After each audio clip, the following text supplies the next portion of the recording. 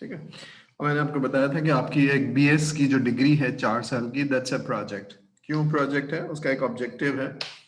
I don't know, objective ये होना चाहिए कि जनाब हम अपने स्किल्स को तैयार कर लें इंडस्ट्री के लिए। तो इंडस्ट्री में जिन लोगों को नौकरी दी जाती है वो मैं 4 साल में सीख जाऊंगा। ठीक है, that's a project, upgrading your skill set. ठीक है।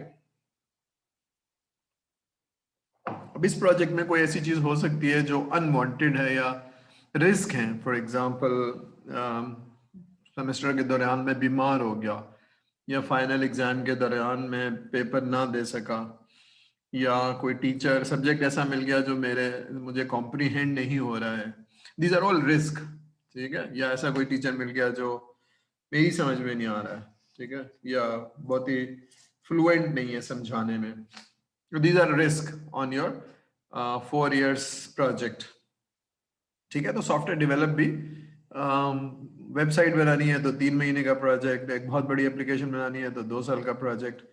ठीक है। तो रिक्वायरमेंट लेना, डिजाइन करना, डेवलप करना, जब डेवलप हो जाएगा तो फिर वो चल पड़ेगा, वो प्रोजेक्ट खत्म हो जाएगा, टीम कहीं और लग जाएगी। तो उस प्रोजेक्ट में भी रिस्क हो सकते हैं। तो हमने देखा था, हाँ, रिस्क हो सकते हैं उसमें, टेक्नोलॉजी के रिस्क हो सकते हैं उसमें, एस्टिमेशन के रिस्क हो सकते हैं, क्योंकि इनटेंजिबल होती है। कितना बड़ा सॉफ्टवेयर है, कितना कॉम्प्लेक्स सॉफ्टवेयर है वो, फिजिकल या टेंजिबल प्रोजेक्ट की तरह, यानी पुल बनाना है, बिल्डिंग बनानी है, रोड बनानी है, these are all physical tangible project. तो इसमें हमें पता चल जाता है, या गाड़ी है तो सुजुकी और मर्सिडीज, तो we can see the difference, we can see the efforts and cost. ठीक है। तो प्रोजेक्ट, तो हम थोड़ा सा आगे चलते हैं, प्रोजेक्ट क्या होता है, और क्विकली इसको रिवाइज करते हुए चलते हैं। ठीक है। तो हमने कहा कि जो, सॉरी, ठीक है, जो सारी आपकी रिक्वायरमेंट, डिजाइन, कोडिंग, इन सब पे एक प्रोजेक्ट मैनेजमेंट चल रही होगी कि रिक्वायरमेंट कब लेनी है, कैसे लेनी है, उसकी प्लानिंग होगी, डिजाइनिंग कब करनी है, कोडिंग कौन करेगा, किस तारीख से शुरू करनी है, किस तारीख को खत्म करनी है, टेस्टिंग कब होगी, और ये प्रोडक्ट रिलीज कब होगी। तो छोटा प्रोजेक्ट है तो महीनों में होगी, 6 महीने, 8 महीने। बड़ा प्रोजेक्ट है तो सालों में होगी। ये वाला रिलीज 6 महीने बाद, ये वाला रिलीज 6 महीने बाद। ठीक है। तो दैट्स अ प्रोजेक्ट। ठीक है। तो प्रोजेक्ट में हमारी क्या कोशिश, हमारी क्या कोशिश होती है कि वक्त पे डिलीवर हो जाए, जो प्रॉमिस हमारा था, जो हमने एस्टिमेशन की थी, उसके हिसाब से जो हमारी कॉस्टिंग थी हम उस पर दे पाए, और वो सारी चीजें हों जो कस्टमर ने मांगी है। ठीक है ना। तो delivered on time and accordance with the requirement जो भी कस्टमर ने मांगी थी। ठीक है। तो एक और चीज है, विद इन बजट हो, जो कॉस्ट एग्री हुई थी या जो बजट किया गया था, 10 लाख, 15 लाख, 50 लाख, उसके अंदर हो जाए, टाइम पे हो जाए, और सारी रिक्वायरमेंट हो, तो ये सक्सेसफुल प्रोजेक्ट है। अगर ये नहीं हो रहा है तो ये सक्सेसफुल प्रोजेक्ट नहीं है। अगर पैसे ज्यादा लग गए तो भी सक्सेसफुल नहीं है, वक्त ज्यादा लग गया तो भी सक्सेसफुल नहीं है, और अगर रिक्वायरमेंट पूरी नहीं हुई फिर तो वाकई में प्रोजेक्ट सक्सेसफुल नहीं है। ठीक है। तो हमने पढ़ा था कि प्रोजेक्ट सक्सेस क्राइटेरिया भी यही है। ठीक है ना। एग्रीड टाइम हो दोनों पार्टीज के दरमियान, वेंडर और कस्टमर। तो आप अगर किसी सॉफ्टवेयर हाउस से हैं तो आप वेंडर है, अगर आईटी डिपार्टमेंट है तो आप सेम दूसरा डिपार्टमेंट है। बजट क्या चीज होती है, उस पे कितने एक्सपेंस आएंगे, वो सीलिंग होती है। यानी अगर आप कहते हैं कि जनाब ये सॉफ्टवेयर मैं तकरीबन 12 लाख में बनाऊंगा, तो ऑर्गेनाइजेशन कहती है ठीक है, हम इसको 2 लाख और कर देते हैं, और 14 लाख का बजट है, इससे ज्यादा नहीं मिल सकता, इससे कम मिल सकता है, इससे ज्यादा नहीं। तो दैट्स अ सीलिंग। तो अगर इससे ज्यादा है तो पैसा कहीं से लाया जाएगा, इसमें डाला जाएगा, एंड दैट्स अ, ठीक है। और कस्टमर एक्सपेक्टेशन एक्चुअली रिक्वायरमेंट है कि वो क्या चाहता है, उसकी क्या नीड है, सारी चीजें। ठीक है। और हमने आखिर में पढ़ा था कि जो लोग बना रहे हैं या जो लोग स्टेक होल्डर हैं, वो इसके बहुत इंपॉर्टेंट पार्ट हैं। रिक्वायरमेंट को देना एक स्टेक होल्डर है, रिक्वायरमेंट को लेना, समझना, डॉक्यूमेंट करना एक अलग स्टेक होल्डर है, और फिर डेवलप करवाना एक अलग स्टेक होता है। तो we need all coherent and well functioning development team. ठीक है। ठीक है। तो सॉफ्टवेयर प्रोजेक्ट में प्रॉब्लम क्यों आते हैं, ये इनटेंजिबल है, हमने पढ़ा था, इनटेंजिबल है, इसमें प्रोग्रेस विजिबल नहीं होती है। तो इस की विजिबिलिटी खास तरीके से देखी जाती है। जो प्रोजेक्ट मैनेजमेंट पढ़ेंगे तो उसमें देखेंगे, लेकिन बारह फिर हमने पढ़ा था ये वन ऑफ प्रोजेक्ट होते हैं। ज्यादातर प्रोजेक्ट ऐसे होते हैं जिसमें सिमिलैरिटी बहुत कम होती है, ठीक है, तो इसलिए इसको हम वन ऑफ प्रोजेक्ट कहते हैं। जैसे किसी सिविल इंजीनियर ने बहुत सारी बिल्डिंग्स बनाई हो तो उसे मालूम है बिल्डिंग बनाने में क्या प्रॉब्लम्स, एंटिसिपेट कर सकता है वो इश्यूज को। लेकिन हमारे यहाँ एंटिसिपेट करना, खैर अब तो करने लगे हैं, लेकिन पहले तो बिल्कुल भी नहीं हो पाता था, ठीक है। जब हमने अब with experience with the knowledge कर पाते हैं कि क्या चीज होगी। फॉर एग्जांपल रिक्वायरमेंट एक बहुत बड़ी एंटिसिपेट करते हैं कि यहाँ प्रॉब्लम आएगी, और दूसरा कस्टमर बिहेवियर, कस्टमर एक्सपेक्टेशंस, यहाँ एक बहुत बड़ा वो आएगा, ठीक है। तो ये हम एज ए बिजनेस एनालिस्ट इन चीजों को बहुत कैटर करते हैं, पीपल हैंडलिंग, ठीक है। आगे चलते हैं। ये हमारा फैक्टर्स हैं जिनसे प्रोजेक्ट इन्फ्लुएंस होता है, यानी बड़ा प्रोजेक्ट, छोटा project, large project, complex project, तो ये सारी चीजों से इम्पैक्ट होता है। Size, type, customer, culture. अच्छा, कल्चर एक बहुत इंपॉर्टेंट बात है, क्योंकि आपका सारा फोकस टेक्नोलॉजी पे है, कोड और लैंग्वेज और डेटाबेस। लेकिन थोड़ा सा इमेजिन कीजिए कि आप एक सॉफ्टवेयर बना रहे हैं और आपका असम्पशन ये है कि कस्टमर रेडी होगा, रिक्वायरमेंट दे रहा होगा और हमें सब कुछ सही बता रहा होगा, ये एक्सपेक्टेशन है। लेकिन अगर एक्सपेक्टेशन गलत हुई तो वो आपको डॉज कर रहा हो, रिक्वायरमेंट खराब दे रहा हो, आप सोचेंगे ऐसा कब होगा। तो ऐसी ऑर्गेनाइजेशन होती है जहाँ पर कल्चर होता है प्रोजेक्ट को सक्सेसफुल ना होने देना। तो ऐसी ऑर्गेनाइजेशन में जब आप जाएंगे तो फिर आपको बहुत ही मायूसी होगी, फ्रस्ट्रेशन होगी, ठीक है। तो उसमें ही काम करना है। फॉर एग्जाम्पल, अगर मैं एक प्रोग्रेसिव बैंक के साथ काम कर रहा हूँ, ठीक है, तो मैं एक प्रोजेक्ट के आपको इश्यूज बता रहा हूँ, कल्चर किस तरह से इम्पैक्ट करता है। फॉर एग्जाम्पल, एक प्रोग्रेसिव बैंक है सिटी बैंक, मैं उसके साथ काम कर रहा हूँ तो लोग एज ए टीम काम कर रहे हैं, समझा रहे हैं, बहुत अच्छा रिक्वायरमेंट भी दे रहे हैं। लेकिन अगर मैं रिक्वायरमेंट स्टेट अपना for example national bank of Pakistan चला जाता हूँ तो उसका कल्चर जो है ना वो इतना प्रोग्रेसिव नहीं है, ठीक है ना। लोग मेरिट पे हायर नहीं हुए, तब तो उसका एक कल्चर है जो बहुत ही ऑब्वियस है। जब आप एंटर होते हैं उस बिल्डिंग में तो आपको वो कल्चर नजर आता है, तो वहां पर आपको फिर थोड़ा सा, ठीक है, तो दैट इम्पैक्ट्स द टाइमिंग। जो आपने प्रोग्रेसिव बैंक में 1 साल में कर दिया था तो यहाँ तकरीबन 1.5 पौने 2 साल जरूर लगेगा, वही काम वही सारी चीजें। अब क्यों लगेगा? अब ये ऑर्गेनाइजेशन का कल्चर है, वो प्रोग्रेसिव नहीं है, वो टाइम नहीं देंगे, वो डॉज करेंगे, चीजें सही नहीं बताएंगे, ये सारी चीजें, ठीक है। इसी तरह से अगर कोई प्रोग्रेसिव जगह अगर आप ईआरपी लगा रहे हैं तो बहुत अच्छा है, लेकिन एक ऐसा है सेठ की कंपनी है जहाँ पर बहुत अच्छा कल्चर नहीं है, तो वहां पर लगाना, समझाना और सब बहुत मुश्किल हो जाएगा। सॉफ्टवेयर वही लगा रहे होंगे आप, ईआरपी लगा रहे होंगे, लेकिन वहाँ डिसीजन मेकर एक आदमी है, कोई उसकी समझ में आ गया तो ठीक है, नहीं समझ में आया तो ठीक है, ठीक है। तो सॉरी सॉरी सॉरी एक्टिविटीज क्या होती हैं? पहले तो आप देखते हैं प्रोजेक्ट का स्कोप, उस हिसाब से आप एस्टिमेट करते हैं एफर्ट्स की, कितना टाइम लगेगा, ठीक है, कितनी कॉस्ट लगेगी, ठीक है, ये सारी चीज़ों। फिर कौन कौन से लोग हैं इस काम में करेंगे, तो प्लानिंग पार्ट एक बहुत इंपॉर्टेंट बात है, उसमें आपको टीम का पता होना चाहिए। फिर हमने आखिर में पढ़ा था रिस्क मैनेजमेंट। तो रिस्क क्या चीज़ होती है? एनीथिंग कैन गो रॉन्ग, ठीक है ना, कोई आइडियल वर्ल्ड नहीं है, ठीक है। लाइट जा सकती है, हार्ड डिस्क खराब हो सकती है, कोई आदमी बीमार पड़ सकता है, कोई आदमी छोड़ के जा सकता है, दीज आर ऑल रिस्क, ठीक है। तो रिक्वायरमेंट हमारी समझ में नहीं आ रही, this is the risk. Tools हमसे हैंडल नहीं हो रहे हैं, दिस इज द रिस्क, ठीक है। ये सारे रिस्क है, ठीक है। तो इसमें एक्सपीरियंस लोग मिटिगेट करते हैं, लोगों का मोटिवेशन मिटिगेट करता है, ये सारी चीजें, ठीक है। पीपल मैनेजमेंट, ये आखिरी चीज है, ये बहुत इंपॉर्टेंट चीज है, क्योंकि हमारी जो फैक्ट्री है ना, वो डबल रोटी की फैक्ट्री या गाड़ी की फैक्ट्री में बहुत सारी मशीनें होती है, ठीक है ना। बहुत कम डिपेंडेंसी लोगों पर है, या तो सारी डिपेंडेंसी लोगों पर है, रिक्वायरमेंट देने वाले लोग, सॉफ्टवेयर बनाने वाले लोग, सॉफ्टवेयर टेस्ट करने वाले लोग। तो पीपल की मैनेजमेंट बहुत बहुत इंपॉर्टेंट है किसमें? सॉफ्टवेयर डेवलपमेंट में, ठीक है। अगर आप गाड़ियों की फैक्ट्री जाएंगे तो देखेंगे बहुत सारी मशीनें लगी होंगी, एक आदमी हट जाएगा तो दूसरा आदमी आ जाएगा, ठीक है ना, क्योंकि मैकेनिकल वर्क है ना ज्यादातर गाड़ी बनाना। ये तो मैकेनिकल वर्क नहीं है, तो मेंटल वर्क है। एक आदमी को अगर आपने टीम से निकाल दिया तो बहुत बड़ा इंपैक्ट आता है। तो पीपल मैनेजमेंट सॉफ्टवेयर डेवलपमेंट में एक बहुत इंपॉर्टेंट चीज है, ठीक है। तो जब आप सीनियर लेवल पे जाएंगे 7वें सेमेस्टर में या 8वें सेमेस्टर में, या जब इंडस्ट्री में जाएंगे, तो आपको पता चलेगा कि पीपल्स मैनेजमेंट एक बहुत, ठीक है, इसको stake holder engagement and collaboration के नाम से हम पढ़ते हैं पूरा सब्जेक्ट चैप्टर, ठीक है। तो दिस इज वेरी इंपॉर्टेंट, मैं इसलिए इस पर थोड़ा सा टाइम लगा रहा हूँ।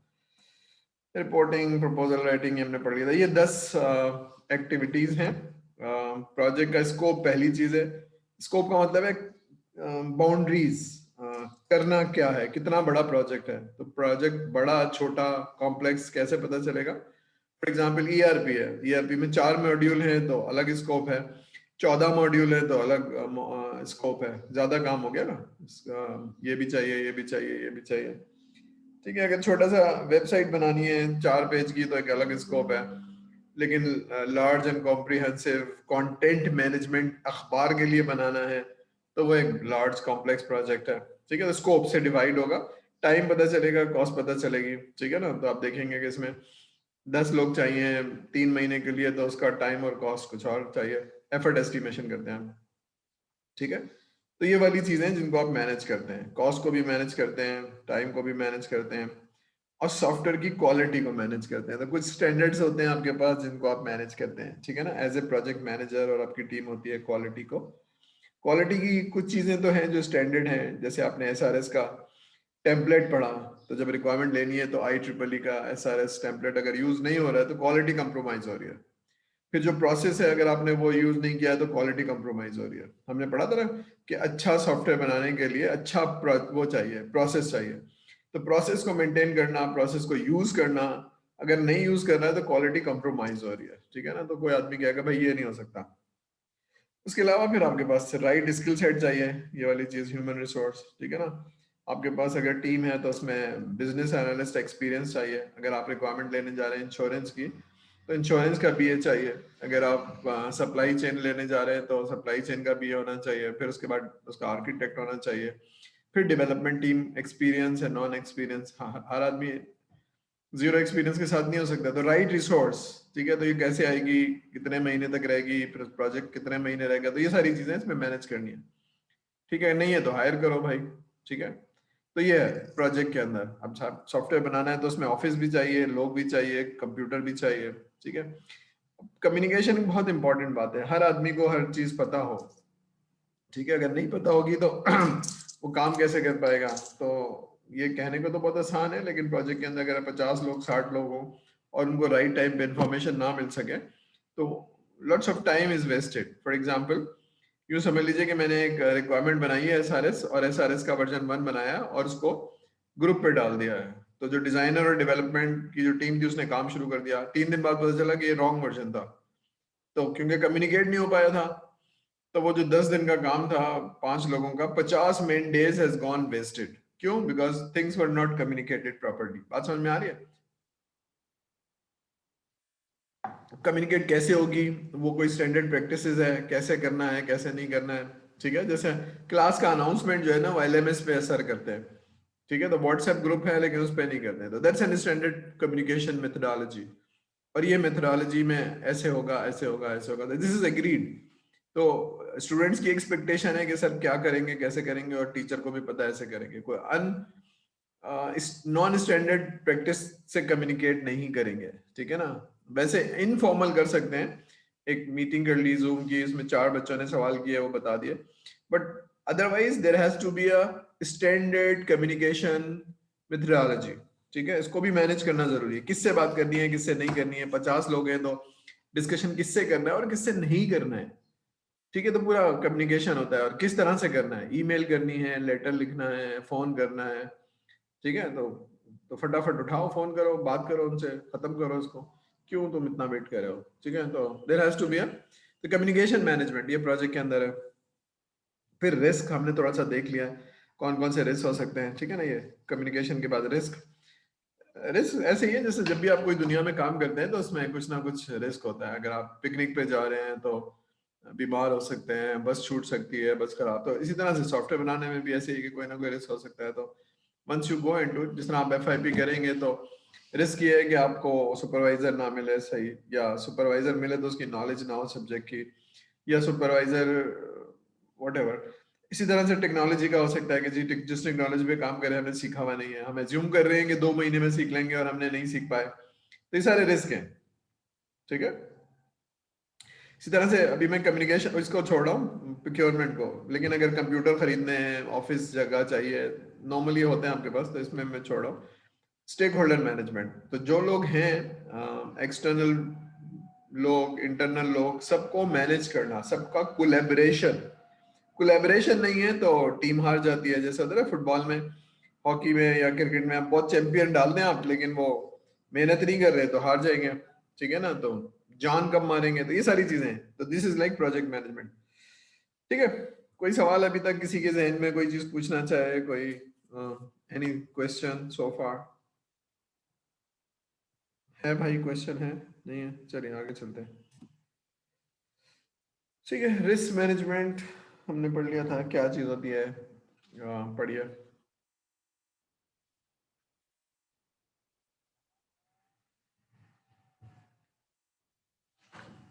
ठीक है, तो रिस्क में 4 स्टेप होते हैं। रिस्क होता है क्या है? रिस्क ये होता है कि एनीथिंग कैन गो रॉन्ग, कोई चीज पॉसिबिलिटीज है कि ऐसा हो सकता है, तो अगर ऐसा हो गया तो आप क्या करेंगे, ठीक है ना। तो अनसर्टेनिटीज, इनहेरेंट अनसर्टेनिटीज को आप देखते हैं, और उसका इम्पैक्ट देखते हैं, और उसकी प्रोबेबिलिटी देखते हैं, ठीक है। ये 4 चीजें रिस्क मैनेजमेंट का प्रोसेस अगर आपसे पूछा जाए तो ये है। पहला है कि कौन कौन से रिस्क हो सकते हैं, based on your experience, based on your knowledge, आप देखते हैं इस प्रोजेक्ट पे पॉसिबली ये 1 2 3 4 5 रिस्क हो सकते हैं। फिर नंबर 2 क्या करते हैं, आप ये देखते हैं कि लाइक्लीहुड क्या है इसकी, और उसका कॉन्सिक्वेंस क्या है, ठीक है। मैं इसका कलर चेंज कर देता हूँ, उसकी लाइक्लीहुड क्या है, ठीक है, यानी वो हो भी सकता है कि नहीं हो सकता है, और उसका इम्पैक्ट कितना है, ठीक है। तो अगर किसी का इम्पैक्ट बहुत ज़्यादा है तो उसको हमने एड्रेस करने की ज़रूरत है, वरना तो प्रोजेक्ट फेल हो जाएगा, ठीक है ना। तो उसका इम्पैक्ट बहुत ज़्यादा है, उसकी लाइक्लीहुड ज़्यादा है, तो उसको हमें केटर करना होगा, ठीक है। तो एनालिसिस करेंगे, उसके बाद उसकी प्लानिंग करेंगे, और फिर शुरू हो जाएंगे प्रोजेक्ट को, तो उस पर देखते जाएंगे और करते जाएंगे, ठीक है। तो हमने पढ़ा था कि कौन कौन से पॉसिबल रिस्क हैं। तो अभी तक आपने जो क्लास के प्रोजेक्ट किए हैं उनमें कोई ना कोई रिस्क, कोई ना कोई चीज़ ऐसी हुई होगी जो खराबी का बाज बनी होगी, या प्रोजेक्ट सक्सेसफुल नहीं हुआ होगा, या जो आपको दिया गया था असाइनमेंट वो बहुत अच्छा नहीं हुआ होता, उसकी कोई ना कोई वजह होगी। तो these are all possible risk, ठीक है, these are all possible risk जनाब। ये है इसका process, list of the potential risk, ये आप आइडेंटिफाई कर लेते हैं, ये पहला स्टेप है। तो हमारे प्रोजेक्ट पे, अच्छा इसमें ज़रूरी नहीं है कि आप मतलब you are not a magician, ठीक है, कि आपको गैब का इल्म होगा। तो आप जितने एक्सपीरियंस के साथ आप लिस्ट कर सकते हैं वही लिखेंगे आप, और उसी को एनालाइज करेंगे और उसी को एड्रेस करेंगे। फिर हो सकता है कोई चीज़ आपने आइडेंटिफाई नहीं की होगी, लेकिन एक्सपीरियंस के साथ आपको पता चल जाएगा नहीं, हमको ये चीज़ें भी देख लेनी चाहिए, ये भी रिस्क है, ये भी रिस्क है, ये भी रिस्क है। तो with your existing knowledge what ever you can identify, तो वो लिस्ट कर लीजिए।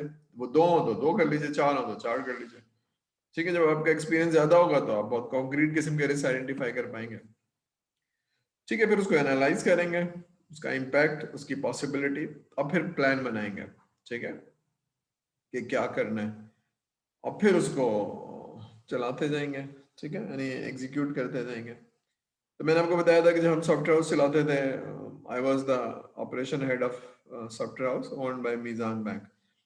तो हमारे ऑफिस में एक दफ़ा आग लग गई थी, तो फिर हमने कहा इस ये तो बहुत बड़ा रिस्क है। तो फिर इसको हमने क्या किया था कि कुछ चीज़ें हमने सेव की थी, लेकिन बारह हमने इंश्योरेंस कर ली थी कि हमारे कंप्यूटर जल गए थे और हमारी जमा का नुकसान हुआ था, ठीक है। तो फिर वो ये है। दूसरा और चीज़ें हैं कि अगर आप किसी ऐसी एक ज़माने में थेफ्ट बहुत हो गई थी, चीज़ों को गन पॉइंट पे छीनना, ये करना, तो मोबाइल फ़ोन, वॉलेट, और अगर आपके पास अच्छा सा नया वाला लैपटॉप है तो वो भी ले लिया जाता था। तो फिर ये रिस्क मिटिगेशन क्या होती थी, ऑफिस से निकलने से पहले बैकअप बनाओ। अब ये 15-20 मिनट तो लगते थे, और अनोइंग भी होता था कि देर हो रही है सर, मुझे पहुंचना है सिटी बैंक, तो भाई पहले से निकलते, लेकिन निकलने से पहले बैकअप बनेगा। और मेक श्योर होगा कि जनाब लैपटॉप सिक्योर है, पासवर्ड और ये सारी चीजें, ठीक है। तो आईबीएम के लैपटॉप होते थे वो खुल नहीं सकते थे, वो डैमेज हो जाते थे, लेकिन उसकी सिक्योरिटी बहुत हाई थी, तो वो वाले लैपटॉप होते थे। तो ये सारे रिस्क थे कि कोई चीज कॉन्फिडेंशियल चीज कहीं और ना चली जाए या ना हो जाए। सिक्योर है तो बस ठीक है, वो आग लगा देगा, लैपटॉप को तोड़ देगा, जो इंश्योरेंस है हम क्लेम कर लेंगे, लेकिन वो चोर कुछ नहीं कर सकता उसका, ठीक है। तो ये सारी चीजें थी, क्योंकि आप बैंक से डील कर रहे हैं तो एनडीए साइन करते हैं ना आपके, उनके कॉन्फिडेंशियलिटी, कोई चीज आप आगे पीछे नहीं होगी, ठीक है। तो ये सारी चीजें। अब ये सारे रिस्क है, टेक्नोलॉजी का risk, organizational risk, people risk, requirement risk. Technology का रिस्क ये है कि जनाब जिस टेक्नोलॉजी पे आप काम कर रहे हैं वो रिलेटिवली नई है, ठीक है ना। फॉर एग्जांपल कोई नया टूल आता है और कस्टमर कहता है इस पे बना दो, तो एक तो ये होता है कि लोग नहीं मिलते उसके, और दूसरा ये कि आप क्योंकि बहुत एक्सपीरियंस नहीं है तो पॉसिबिलिटी है कि कहीं जाके आप फंसेंगे, कोई चीज नहीं हो रही होगी, तो क्या करेंगे। तो दैट्स अ टेक्नोलॉजी रिस्क। तो उसमें बफर क्रिएट करते हैं, 10 दिन काम वाला 15 दिन आप एस्टिमेट कर लेते हैं, 15 दिन वाला काम आप no you keep a buffer, because अगर एनीथिंग गोज रॉन्ग तो फिर क्या होगा। ऑर्गेनाइजेशनल रिस्क, लोग चेंज हो गए, सारी चीजें। पीपल रिस्क में बहुत बड़ा, मैंने आपको बताया ना कि पीपल मैनेजमेंट एक बहुत बड़ा चैलेंज है सॉफ्टवेयर डेवलपमेंट में। ऐसे लोग जो लोगों को मैनेज करते हैं, they are successful project managers, they are successful project manager. वो नहीं जो टेक्नोलॉजी वाइज बहुत अच्छे होते हैं, बल्कि वो लोग जो लोगों को बहुत अच्छी तरह से मैनेज करते हैं। I had too few project managers, लेकिन मैं दो की एग्जांपल देना चाहूंगा। एक एग्जांपल ये था कि एक आदमी, एक प्रोजेक्ट मैनेजर था जो टेक्नोलॉजी में जबरदस्त, उसकी बिजनेस की नॉलेज, बैंकिंग की और उसकी फाइनेंस की बहुत जबरदस्त नॉलेज थी, और वो प्रोजेक्ट मैनेजर था।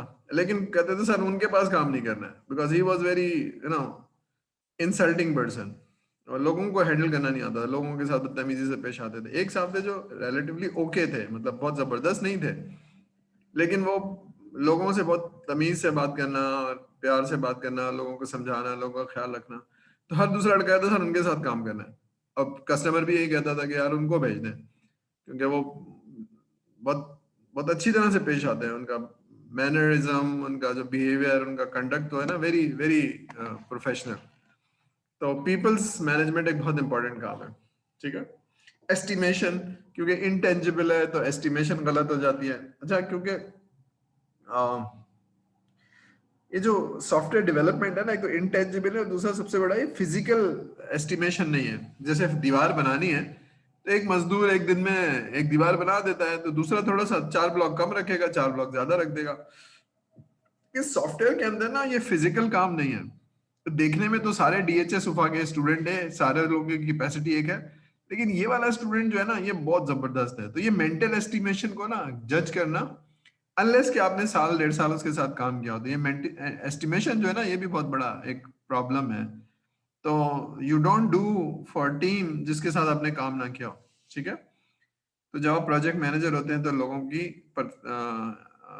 की कैपेसिटी को जानना चाहिए आपको, वरना आपकी एस्टिमेशन जो है या तो ओवर हो जाएगी या अंडर हो जाएगी, ठीक है। ठीक है, ये देख लीजिए आप, हमने कर लिया था। कोई सवाल है तो पूछ लीजिए। ये रिस्क टाइप है एस्टिमेशन में, ये बहुत बड़ा रिस्क है। आपने अगर टीम का नहीं पता, टीम की कैपेबिलिटी का नहीं पता, तो आप एस्टिमेशन गलत कर सकते हैं। एक नया आदमी हायर हुआ है, बीए का और बैंकिंग का एक्सपीरियंस है, आप एज्यूम करेंगे कि ये कर लेगा, लेकिन ना कर सका तो प्रोजेक्ट जब शुरू होगा तभी पता चलेगा ना, महीने भर पता चलेगा सर ये आदमी सही नहीं है, इसको आता नहीं है, या कहेंगे बहुत जबरदस्त है, ठीक है। तो ये एस्टिमेशन जो है वो फिर आपकी सारी गलत हो जाएगी, आपको रीडू करनी पड़ेगी। आपने सोचा था कि 20 दिन में रिक्वायरमेंट ले लेंगे सर, यहाँ तो 40 दिन में भी नहीं हो पाएगी, इस आदमी से किसी और को जाना पड़ेगा, ठीक है। ये है। तो ये है जनाब, ऑर्गेनाइजेशन के लोग चेंज हो जाएं, ये पीपल पीपल के हैं कि बीमार हो जाए और या उसको स्किल सेट ना हो, ठीक है। बीमार का मैं इसलिए कह रहा हूँ, क्या बीमारी हो सकती है, उनकी नहीं हुई तो बच्चों की हो गई। मतलब I had a few people जिनको टाइफाइड हो गया, अब वो प्रोजेक्ट मैनेजर है, उसको प्रोजेक्ट देना है मगर टाइफाइड हो गया, अब क्या करेंगे। 10 दिन तो जाएंगे जाएंगे, 15 दिन, 5-10 दिन, 5 दिन बाद, 10 दिन बाद से पहले नहीं आएगा वो। इसी तरह से किसी के बच्चे की तबीयत बहुत ही खराब है और वो 3 दिन तक आ ही नहीं सकता है, तो आप बैठे हैं आप, तो दिस इज वेरी नॉर्मल। या एक्सीडेंट हो गया, हड्डी टूट गई, और सर वो तो हॉस्पिटलाइज है 4 वीक से, पहले तो उठ नहीं सकते अस्पताल से, बस अब या फिर छोड़ के जा रहे हैं, एक दिन उसने आपको एक लव लेटर दे दिया कि जनाब आई एम लीविंग दुबई, मुझे तो 3 गुना आप 1 लाख रुपए दे रहे थे, मुझे 3 लाख रुपए की, अब वो चला जाएगा। तो ये सारे इश्यूज हैं, तो दीज आर द रिस्क, ठीक है ना। अच्छा, ये जूनियर उसमें नहीं चैलेंज होता लेकिन मिडिल के अंदर और जो सीनियर टीम है उसमें बहुत चैलेंज हो जाता है। एक आदमी जो प्रोजेक्ट प्रोजेक्ट को लेके चल रहा था और सारा कुछ कर रहा था, पूरा प्रोजेक्ट लेके चल रहा था ना, पता चला कि वो दुबई में उसकी जॉब हो गई है और पैसे उसको बहुत अच्छे मिल रहे हैं। अब आप बताइए क्या करेंगे। These are the risk. Requirement change हो गई, पूरी रिक्वायरमेंट बनाई, सारा कुछ किया 3 महीने में, और जब वो जब आपने सॉफ्टवेयर डेवलप करके उनके पास पहुंचे तो पता चला जी वो तो हेड छोड़ के जा चुके हैं, दूसरे आ गए। वो तो कह रहे नहीं मैं तो शुरू से देखूंगा। अभी सारे रिस्क हैं, हालांकि ऐसा होना नहीं चाहिए, लेकिन ये सारे रिस्क हैं। ठीक है, ठीक है। तो हमने ये रिस्क को एनालिसिस करने को देखा था कि जी प्रोबेबिलिटी एंड सीरियसनेस, तो हमको ये देख लेना चाहिए कि उसकी प्रोबेबिलिटी क्या है, हो भी सकता है नहीं हो सकता। तो कुछ की प्रोबेबिलिटी बहुत हाई होगी और इनका इम्पैक्ट बहुत हाई होगा, ठीक है ना। ये उसमें हमने देखा था कि जनाब it is impossible to recruit staff with the skill required for the project. अच्छा, ये पता नहीं बात मैंने आपसे कही है या नहीं कही है कि इंडस्ट्री में बहुत सारी जॉब्स हैं, लेकिन हमारे यहाँ जो ग्रेजुएट होते हैं उनको जॉब्स नहीं मिलती हैं। होता क्या है कि हम जो ठीक है, ये लिखा है it is impossible to recruit staff, ये नंबर 2 लाइन की मैं बात कर रहा हूँ। अच्छा, जो इंडस्ट्री को रिक्वायरमेंट है वो यूनिवर्सिटी को पता नहीं है, ठीक है, और हम पढ़ाए जा रहे हैं, बच्चों को सिखाए जा रहे हैं जो इंडस्ट्री को नहीं चाहिए। जो इंडस्ट्री को चाहिए वो हमें नहीं आता है, आई मीन फैकल्टी को। तो एक बहुत बड़ा गैप आ जाता है, ठीक है। तो एक आदमी सिखाया हमने, साल भर उसको मेहनत कराई, और वो सीख के कहीं और चला जाए, तो ये बहुत बड़ा रिस्क है। तो ठीक है, और हमें इनफ्लक्स जो है नहीं, यानी यूनिवर्सिटी से जो फ्रेश ग्रेजुएट आ रहे हैं उनमें वो स्किल सेट है नहीं, तो एक बहुत बड़ा इशू है। ठीक है, तो this is a high risk. हम जाना ही नहीं देना चाहते, अच्छे लोगों को छोड़ना नहीं चाहते और अच्छे लोगों को हायर करना चाहते हैं। तो अच्छे लोग कौन है? जिनको वो टूल्स आते हो जो हमें जरूरत है इंडस्ट्री को। तो इंडस्ट्री से करीब होने की जरूरत है, इंडस्ट्री से मिलने की जरूरत है कि वो चाहते क्या है, उनको किस चीज में उनकी लोग चाहिए। तो उसमें टेक्नोलॉजी भी है और बिहेवियर भी है। आपका आपका बिहेवियर जो है ना, आपका एटीट्यूड बहुत आपको आगे लेके जाता है। ठीक है, तो ये रिस्क। ठीक है, फिर ये हाई रिस्क वाले में डिस्कस कर रहा हूँ। The organization is restructure so that the different management and responsible for the project, तो उसको हटा दिया। और ये एक बहुत बड़ा इशू है, जो आदमी आपके साथ कोऑर्डिनेट कर रहा था उसको हटा दिया कि जी क्या हुआ जी, मुझे तो किसी दूसरे प्रोजेक्ट पे लगा दिया। अच्छा जी, तो आप किसी और से बात करें, तब आप किसी और से बात करेंगे। ठीक है, the time required to develop the software is under estimated.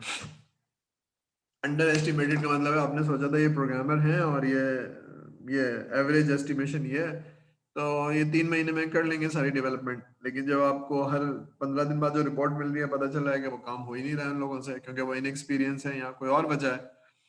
फिर आपको पता चलेगा कि ये 3 महीने में तो नहीं, 4 महीने में काम होगा, और ये रिसोर्स थोड़ी सी आल्टर करनी पड़ेगी, यानी इन 2 लोगों को हटा के दूसरी रिसोर्स डालनी पड़ेगी। अब ये सारे चैलेंजेस हैं, ठीक है ना, ये सारे चैलेंजेस हैं। ठीक है ना, we were doing a project in house building finance, तो पता चला स्कोप बढ़ता जा रहा है, बढ़ता जा रहा है, टीम बढ़ाते जा रहे हैं। अब कहीं से हटा के लगाएंगे ना, अब वो महीनों सालों नहीं लगा सकते उनको।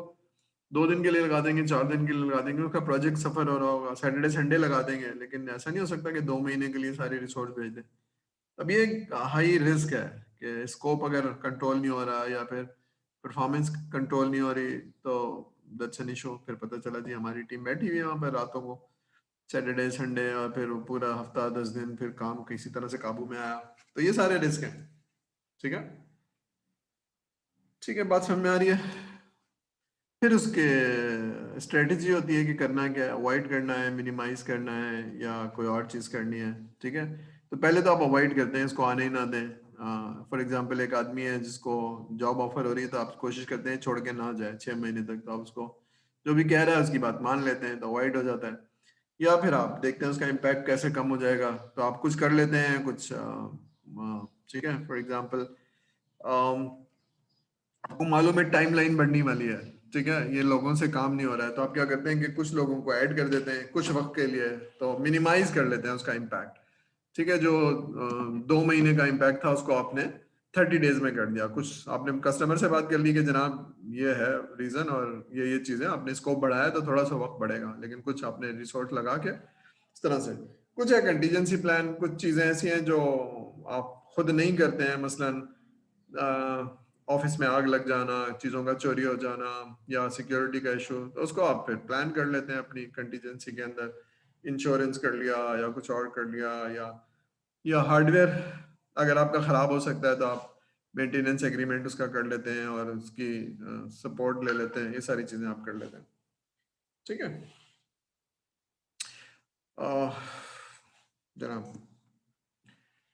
अब ये स्ट्रेटेजी बनाने के लिए आप इस तरह की चीजें देखते हैं, अगर ऐसा हुआ तो क्या हुआ, what if several engineers are ill in the same time, तो क्या करेंगे, what if economics downtown lead to the budget cut, ठीक है, अगर कंपनी ने कहा नहीं जी हम इतने पैसे तो नहीं लगा सकते, हम ये कर लेंगे, तो क्या करेंगे, और what if the performance of open source software जो आपने लिया था वो वैसी नहीं है जैसी आपने एक्सपेक्ट की थी, मतलब ऐसा होता है ना कि आप, जैसे हमें इसलिए मैंने लिखा हुआ है कि हम सॉफ्टवेयर डेवलपमेंट अब हम नहीं करते हैं, तो हम क्या करते हैं, हम ओपन सोर्स से सॉफ्टवेयर उठाते हैं और इम्प्लीमेंट कर देते हैं।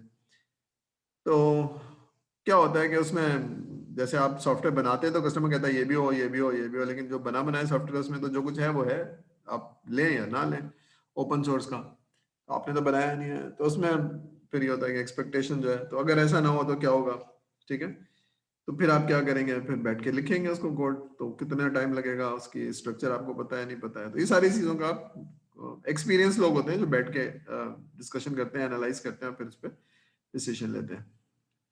ठीक है, तो strategies to help management risk, अभी ये स्ट्रेटजीज हैं, क्या क्या चीजें आपको देख लेनी चाहिए। ठीक है, तो कुछ चीज आपको मालूम होनी चाहिए कि जनाब ऑर्गेनाइजेशन का फाइनेंशियल प्रॉब्लम तो नहीं है पैसे वैसे की, तो ठीक है, तो इसी तरह से रिक्रूटमेंट का कोई प्रॉब्लम तो नहीं है, लोग,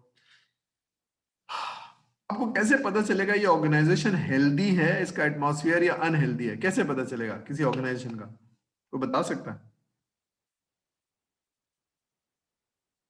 स्टूडेंट्स सुन रहे हैं मेरी बात, कैसे पता चलेगा कि, सर उसके क्या सर उसकी रिक्वायरमेंट्स देने के तरीके से, अगर वो रिक्वायरमेंट्स अपनी बहुत अच्छे तरीके से देगा तो उसका एनवायरनमेंट बहुत हेल्दी होगा। हाँ हेल्दी कहते कैसे, चलिए अभी बात सही है, आधी बात सही है, हेल्दी किसे कहते हैं, ऑर्गेनाइजेशन हेल्दी है या प्रोग्रेसिव है? फ्रेंडली इन्वायरमेंट है, वर्क स्पेस बहुत अच्छा है उनका। अच्छा जरा रुक जाइए, आपने 3-4 यूनिवर्सिटी को सुना होगा, डीएचएस सोफा की एनवायरनमेंट हेल्दी है या अनहेल्दी है, सियासी बयान नहीं देना, तो व्हाट इज हेल्दी, इससे जरा सोचिए, व्हाट इज हेल्दी, हाँ सोच के बताइए जरा। ठीक है, चलिए आप सोचते रहिए, मैं बताता हूँ।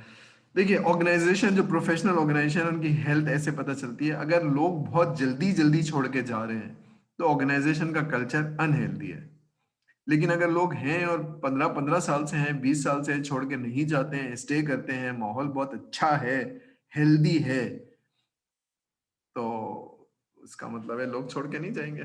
बात समझ में आ रही है? तो टर्नओवर से पता चलता है, टर्नओवर इसको कहते हैं, लोगों का छोड़ के जाना। अभी हायर हुआ ही नहीं, 6 महीने बाद कह रहा है नौकरी छोड़नी, क्यों, अबे भाई मैं तो कुछ और समझा था, यहाँ तो ये भी होता है, यहाँ तो ये भी होता है, क्योंकि वो, ठीक है ना, तो people don't take care of the, होता है ना कि आप लोगों का ख्याल नहीं रखेंगे तो लोग छोड़ के जाएंगे, तो बहुत आसानी से आप, यू टर्मिनेट योर बॉस, जिसको आप रेजिग्नेशन कहते हैं ना, तो you terminate your boss, boss नहीं समझ में आ रहा, आप छोड़ के चले जाते हैं, this is the highest percentage resignation की। ठीक है, तो रिक्रूटमेंट प्रॉब्लम, अब लोग आ ही नहीं रहे हैं आपके पास, आपकी तो पूरी कराची में फैल गई है कि जी उस ऑर्गेनाइजेशन में नहीं जाना यार, वहाँ बॉस सही नहीं है, वहाँ बदतमीजी करते हैं, वहाँ ये करते हैं, तो बस फिर लोग छोड़ के जा रहे हैं और लोग आना नहीं चाहते हैं आपके पास। That's a very very potential difficulty, ठीक है ना, तो आप कुछ भी कर लें। ठीक है, तो फिर दूसरा ये कि आपका एक्सपीरियंस और नॉलेज और ये सारी चीजें, प्रोफेशनलिज्म, आप अगर ऑर्गेनाइजेशन में भेज रहे हैं तो लोगों के बिहेवियर से पता चले कि यार ये कंपनी से आए, बहुत ही प्रोफेशनल है, बैठते हैं, काम करते हैं और चले जाते हैं। लेकिन कुछ बच्चे ऐसे हैं जो शोर मचा रहे हैं, और नो, अगर टीम भेजी है आपने, वहाँ हंस रहे हैं, गा रहे हैं, लंच पे जा रहे हैं तो आ नहीं रहे, तो फिर आपकी टीम प्रोफेशनल नहीं है। ठीक है, हमारी एक टीम गई थी किसी बहुत बड़ी जगह पर, और वहाँ कंप्लेन आई कि सर ये लंच तो 12 बजे शुरू होता है, 3 बजे खत्म होता है, और इसके अलावा ये बैठ के गप्पे मारते रहते हैं। Then I had to visit and I had to check the team. ठीक है, ठीक है, ये रिस्क है आपके, organisational restructure, database performance, unestimated development time, अब ये सारी चीज़ें हैं जो शायद आपको, ठीक है। तो अगर आपकी क्यूरी सही नहीं लग रही है तो डेटाबेस की परफॉर्मेंस ख़राब हो जाएगी, ठीक है, तो इसकी परफॉर्मेंस कैसे सही करनी है, अब ये सारी चीज़ें हैं जो शायद आपको प्रॉब्लम पता होना चाहिए और आपको प्रोजेक्ट्स का पता होना चाहिए कि बड़े प्रोजेक्ट्स में क्या होता है, ठीक है। अब आप उसको प्रोजेक्ट शुरू हो गया, अब आप उसको असेस करते जाते हैं और मॉनिटर करते जाते हैं और